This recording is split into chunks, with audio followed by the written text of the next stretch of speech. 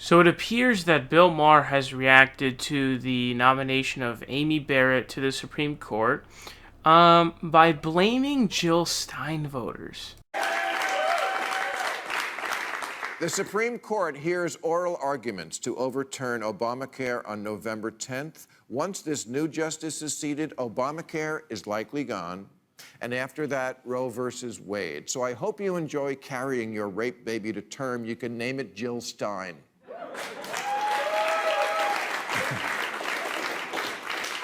Yeah. So I guess we're going back to 2016 here and still blaming Jill Stein voters.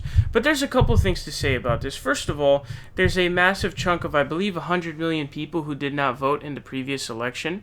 But blaming Jill Stein voters, which is Green Party's a very small party in the United States. I don't even think they were able to clinch 2% nationally. But to blame Jill Stein voters is laughable and hilarious.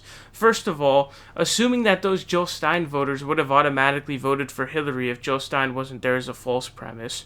Also, if you need to bank on those small, tiny amount of votes, what does that say about your campaign? And that's the biggest takeaway from this, right? There's no self-reflection. There's no critical thinking. There's no thought. I mean, I've literally seen Hillary supporters, and what they always do is they blame everything but her, okay?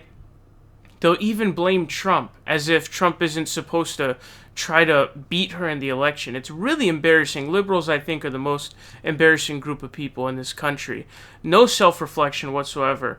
So you have to look at why is it that those third-party voters didn't want Hillary Clinton, and also why was Hillary Clinton so dependent upon that small chunk of voters, considering that I think we can all agree that Donald Trump is pretty crazy, right?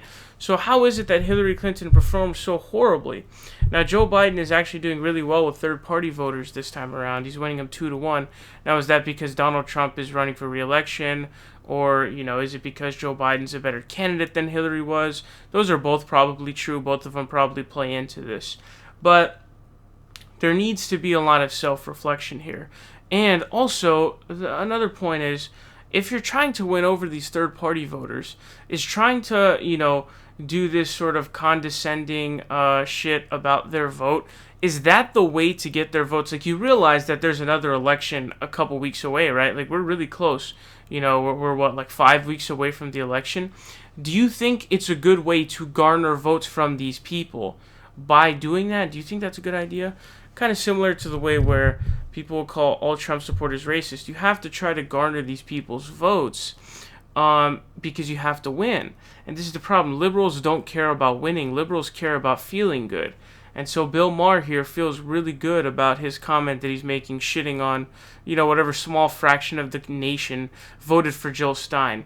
He should be talking about, why didn't Hillary Clinton step foot in Wisconsin, right? We should be talking about, why did she not drive out enthusiasm, right? And it was on the heels of 8 years of a Democrat being in office, by the way. People don't understand the way that incumbency works. After 8 years of a Democrat, it's kind of low odds you're going to go Democrat again. So that kind of made her candidacy weaker just off the bat alone. But this is not going to get you anywhere. All it's going to do is maybe it'll help you feel good. Your fifis will feel really good. But it's not strategic in any way to winning. And that's the thing. I think liberals are probably the worst at actually winning stuff. I think they just care more about how they feel instead of, okay, what's the best strategy to win here? How do we win? How do we gain these votes? You know what I mean? Like, it's pretty embarrassing. And Hillary, and especially her voters and supporters, are probably the most embarrassing group of people in this nation. I would feel like at least Joe Biden seems to have some semblance of a strategy. But this is really embarrassing. I don't know where this gets anybody. All it does is it pushes you back, and it makes your chance worse with third-party voters. And at this point, third-party voters are going 2-1 for Biden, not because there's some amazing case made to those third-party voters. It's just that Donald Trump is such a maniacal fascist at this point, who's literally declining to, assure people that there's going to be a peaceful transfer of power. That people are like, okay, we need to get this fucker out of office bad. Like, that's how bad he's been. So it's not like there's some great argument made by corporate Democrats to third-party voters. It's just the opposition is so bad at this point, everybody just feels inclined to vote against Donald Trump. But I hope this makes you feel good, Bill Maher, but I gotta tell you, man, it ain't doing much else than that.